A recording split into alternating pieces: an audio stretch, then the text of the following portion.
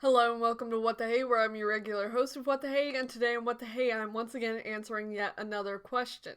When I go into the magical composition book of knowledge, I see the question of, who the hey was John Wayne Gacy? No, I'm actually the person who asked this question because I believe I was watching an Oni Plays video and Zach said something about this person and I had no idea who they were, so I wanted to do some research. Now, I need to preface this video by saying there's stuff I'm going to talk about later on during the video that some people may not want to listen to or hear about. Now, I'm going to include some sort of like little bar or something that has a few words like explaining what I'm going to talk about, and if you don't want to hear about that, that's totally okay. I would just recommend like not watching the rest of this video because that's a majority of what this video is about. Now it's time to get into the basic facts and general explanation of who I'm talking about. So John Wayne Gacy was born on March 17th of 1942. He died on May 10th of 1994. At the age of his death, he was 52, and he was born in Chicago, Illinois.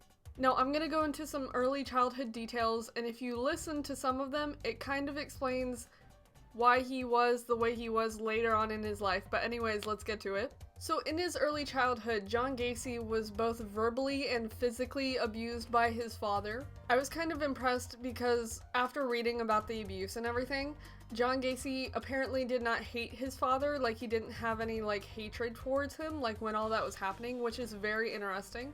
John Gacy also dealt with a lot of like health issues. He had blackouts as well as seizures. His father, while he was alive, would apparently say that John Gacy was like faking it, which some people still do that with some health issues.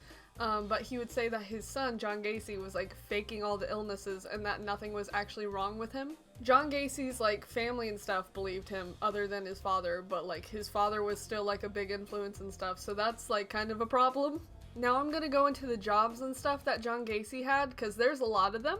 John Gacy worked as an elected political official, ambulance serviceman, mortuary attendant, salesman, managed 3 different KFCs.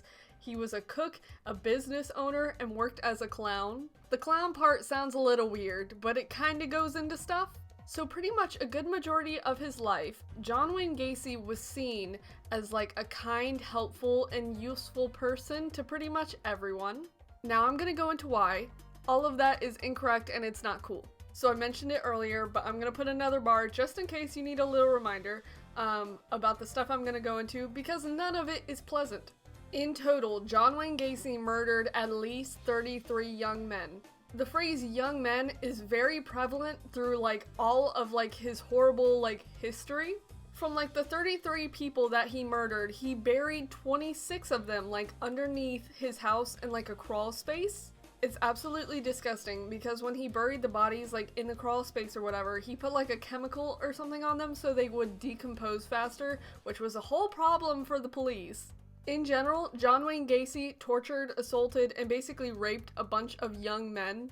He also blackmailed a lot of people, a lot of the young men who he like pressured into doing stuff, because if they didn't do what he wanted, he would say, oh, I'm gonna do this, and if you don't do the thing that I'm asking you to do, blackmail. John Wayne Gacy got divorced twice, and that was a whole big situation.